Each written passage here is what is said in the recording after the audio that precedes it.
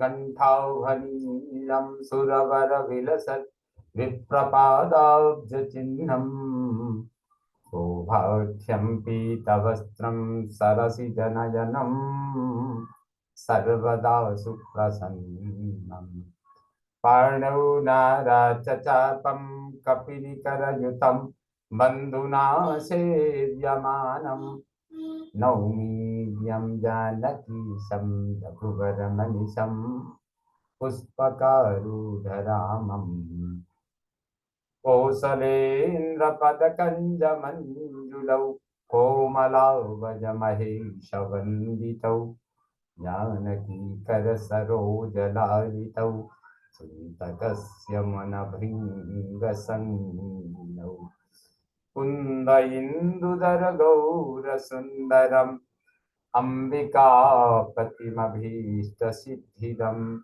कारुणीककलकञ्जलोचनं नौमि शङ्करमनङ्गमोचनं नौमि शङ्करमनङ्गमोचनम् भवतां समेषां श्रीमद् वाल्मीकि रामायण पारायण उपक्रमे हार्दं स्वागतम् अभिनन्दनम्।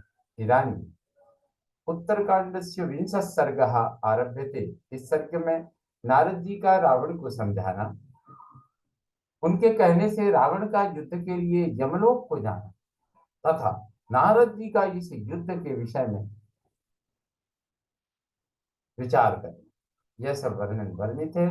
ततो वित्राशयन् मर्त्यान् पृथिव्यां राक्षसाधिपः आससाद घने तस्मिन् नारदं मुनिपुंगवम्। अगस्त्य जी कहते हैं, हे रघुनंदन, इसके बाद राक्षस राज रावण मनुष्यों को भयभीत करता हुआ पृथ्वी पर विचरने लगा। एक दिन पुष्पक विमान में यात्रा करते समय उसे बादलों के बीच में मुनि श्रेष्ठ देवर्षि नारद जी मिल गए। तो तस्य विवादनं कृत्वा दशग्रीवो निशाचरः अब्रवीत् कुशलं पृष्ट्वा हेतुमागमनस्य च। निशाचर दशग्रीव ने उनका अभिवादन करके कुशल समाचार की जिज्ञासा की और उनके आगमन का कारण पूछा। नारदस्तु महातेजा देवर्षिरमित प्रभः अब्रवीन् मेघपृष्ठस्थो रावणं पुष्पके स्थितम्। तब बादलों की पीठ पर खड़े हुए अमित कांतिमान महातेजस्वी देवर्षि नारद ने पुष्पक विमान पर बैठे हुए रावण से कहा, राक्षसाधिपते सौम्य तिष्ठ विश्रव सत्सुत प्रीतोऽस्म्यभिजनोपेत विक्रमैरुर्जितैस्तव। उत्तम कुल में उत्पन्न विश्रवण कुमार राक्षस राज रावण, सौम्य ठहरो, मैं तुम्हारे बड़े बल विक्रम से बहुत प्रसन्न हूं।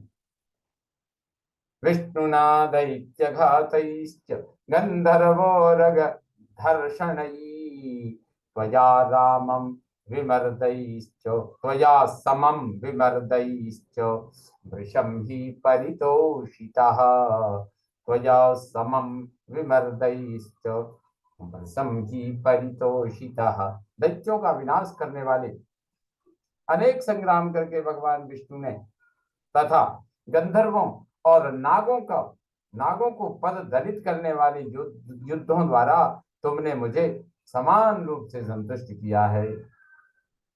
किंचित वक्ष्यामि तावत्तु श्रोतव्यं श्रोष्यसे यदि तन्मे निगदतस्तात समाधिं श्रवणे कुरु। इस समय यदि तुम सुनोगे तो मैं तुमसे कुछ सुनने योग्य बात कहूंगा। तात मेरे मुंह से निकली हुई उस बात को सुनने के लिए तुम अपने चित्त को एकाग्र करो। हिमयं बध्यते तात त्वया बध्येन दैवतैः हत एव ह्ययं लोको यदा मृत्युवसंगतः। तात, तुम देवताओं के लिए भी अवध्य होकर इस भूलोक के निवासियों का वध क्यों कर रहे हो? यहाँ के प्राणी तो मृत्यु के अधीन होने के कारण स्वयं ही मरे हुए हैं, फिर तुम भी इन मरे हुओं को क्यों मार रहे हो? देवदानव दैत्यानां यक्ष गंधर्व रक्षसाम अबध्येन त्वया लोकः क्लेष्टुम योग्यो न मानुषः। देवता, दानव, दैत्य, यक्ष, गंधर्व और राक्षस भी जिसे नहीं मार सकते, ऐसे विख्यात वीर होकर भी तुम इस मनुष्य लोक को क्लेश पहुंचाओ, यह कदापि तुम्हारे योग्य नहीं है। नित्यं श्रेयसी सम्मूढ़ं महद्भिर्व्यसनैर्वृतं हन्यात् कस्तादृशं लोकं जरा व्याधि सतैर्युतम्।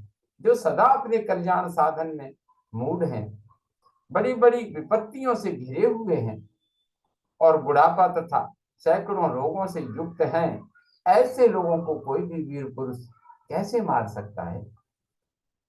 तैस्तैरनिष्टोपगमैरजस्रं यत्र कुत्रचित् तैस्तैरनिष्टोपगमैरजस्रं यत्र कुत्र कः मतिमान् मानुषे लोके युद्धे न प्रणयी भवेत्। जो नाना प्रकार के अनिष्टों की प्राप्ति से जहां कहीं भी पीड़ित है, उस मनुष्य लोक में आकर कौन बुद्धिमान वीर पुरुष युद्ध के द्वारा मनुष्यों के वध में अनुरक्त होगा?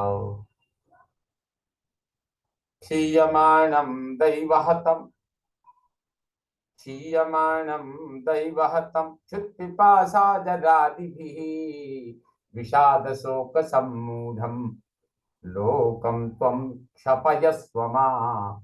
यह लोक तो यूं ही मूर्ख, प्यास, ये लोक तो वैसे ही मूर्खता से भरा हुआ है, और यहाँ इस लोक में प्रत्येक व्यक्ति भूख, प्यास और जरा आदि से क्षीण हो रहा है तथा विषाद और शोक में डूबकर अपनी विवेक शक्ति खो बैठा है। दैव के मारे हुए इस मर्त्य लोक का तुम विनाश न करो। पश्चातावन महाबाहो राक्षसेश्वर मानुषम मूढ़मेवं विचित्रार्थम यस्य न ज्ञायते गतिः। महाबाहु राक्षस राज, देखो तो सही, यह मनुष्य लोक ज्ञान शून्य होने के कारण, मूढ़ होने पर भी किस तरह नाना प्रकार के क्षुद्र पुरुषार्थों में आसक्त है। इसे इस बात का भी पता नहीं है कि कब दुख और सुख आदि भोगने का अवसर आएगा। क्वचित् वादित्र नृत्यादि सेव्यते मुदितैर्जनैः रुद्यते चापदैरार्तैः धाराश्रुनयनाननैः।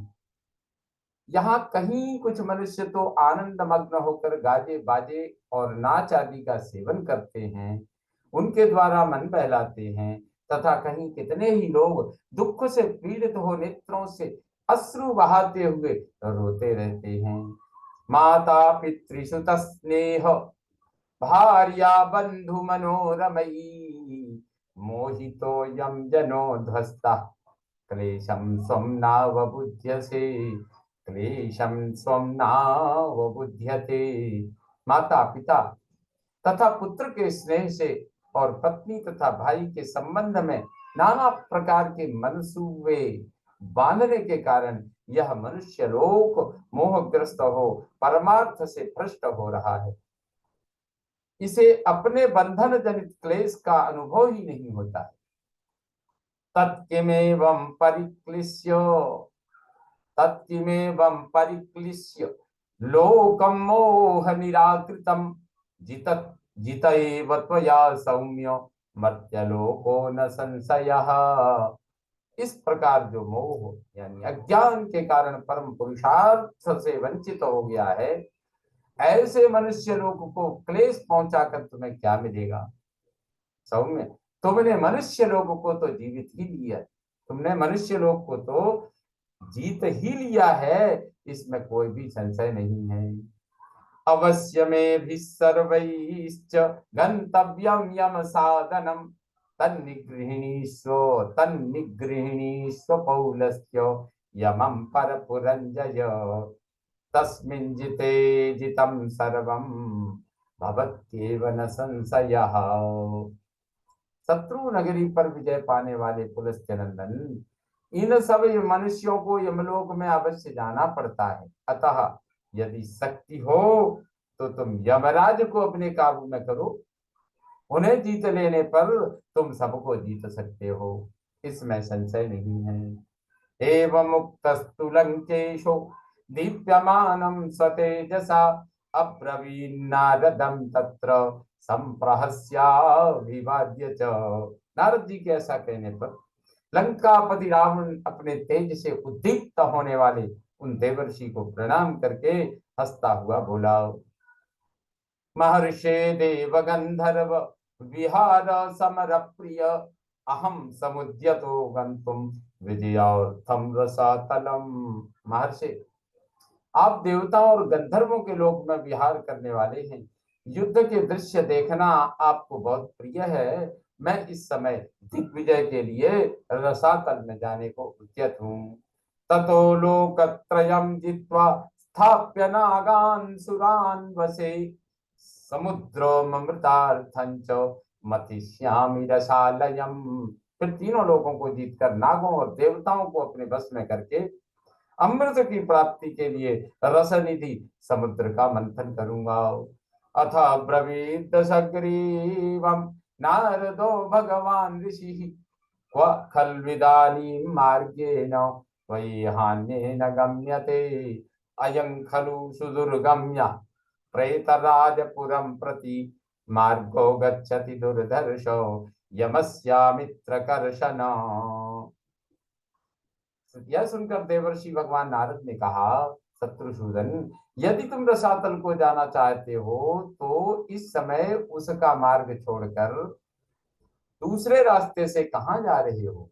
दुर्धर्ष वीर, रसातल का यह मार्ग अत्यंत दुर्गम है और यमराज की पुरी से होकर ही जाता है। सतुसारदमेघाभं हासं मुक्त्वा दशाननः उवाच कृत्यमित्येव वचनं चेदमब्रवीत्। नारद जी के ऐसा कहने पर दशमुख रावण शरद ऋतु के बादल की भांति अपना उज्ज्वल हास बिखेरता हुआ बोला, देवर्षि, मैंने आपकी बात स्वीकार कर ली। इसके बाद उसने यूं कहा, तस्मादेवमहं ब्रह्मन् वैवस्वतवधोद्यतः गच्छामि दक्षिणामासां यत्र सूर्यात्मजो नृपः। ब्रह्मन, अब यमराज का वध करने के लिए उद्यत होकर मैं उस दक्षिण दिशा को जाता हूँ जहाँ सूर्य पुत्र राजा यम निवास करते हैं। मया हि भगवन् क्रोधात् प्रतिज्ञातं रणार्थिना अव्रजेष्यामि चतुरो लोकपालानिति प्रभो। प्रभो भगवन्, मैंने युद्ध की इच्छा से क्रोध पूर्वक प्रतिज्ञा की है कि चारों लोकपालों को परास्त करूंगा। तदिह प्रस्थितो हम वै पितृराजपुरं प्रति प्राणि संक्लेश करतारम योजयिष्यामि मृत्युना। अतः मैं यहाँ से यमपुरी को प्रस्थान कर रहा हूँ। संसार के प्राणियों को मौत का कष्ट देने वाले सूर्य पुत्र यम को स्वयं ही मृत्यु से संयुक्त कर दूंगा। एवं उक्त्वा दशग्रीवो मुनिम तमभिवाद्य च प्रययौ दक्षिणामासां प्रविष्ट सह मंत्रिभिः। ऐसा कहकर दशग्रीव ने मुनि को प्रणाम किया और मंत्रियों के साथ वह दक्षिण दिशा की ओर चल दिया। नारदस्तु महातेजा मृत्युम मुहूर्तम ध्यानमास्थितः। नारदस्तु महातेजा मुहूर्तम ध्यानमास्थितः चिंतयामास विप्रेन्द्रो विधूम इव पावकः। उसके चले जाने पर धूम रहित अग्नि के समान महान तेजस्वी विप्रवर नारद जी 2 घड़ी तक ध्यान मग्न हो इस प्रकार विचार करने लगे। येन लोकास्त्रयस्येन्द्रा क्लिश्यन्ते सचराचरा क्षीणे चायुषि धर्मेण सकालो जेष्यते कथम। आयु क्षीण होने पर जिनके द्वारा धर्म पूर्वक इंद्र सहित तीनों लोकों के चराचर प्राणी क्लेश में डाल दिए जाते, दंडित होते हैं, वे काल स्वरूप यमराज इस रावण के द्वारा कैसे जीते जाएंगे। स्वदत्त कृतसाक्षीयो द्वितीय इव पावकः लप्त संज्ञा विचेष्टन्ते लोका यस्य महात्मनः यस्य नित्यं त्रयो लोका विद्रवन्ति भयार्दिता तम कथम राक्षसेन्द्रोषौ स्वयमेव गमिष्यति। जो जीवों के दान और कर्म के साक्षी हैं, जिनका तेज द्वितीय अग्नि के समान है, जिन महात्मा से चेतना पाकर संपूर्ण जीव नाना प्रकार की चेष्टाएं करते हैं, उनके जिनके भय से पीड़ित हो तीनों लोकों के प्राणी उनसे दूर भागते हैं, उन्हीं के पास यह राक्षस राज स्वयं ही कैसे जाएगा।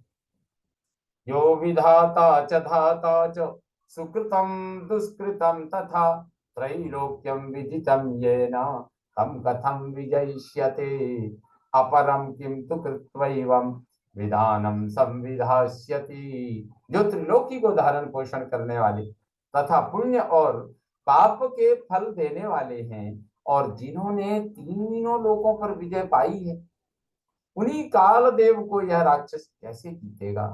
काल ही सबका साधन है।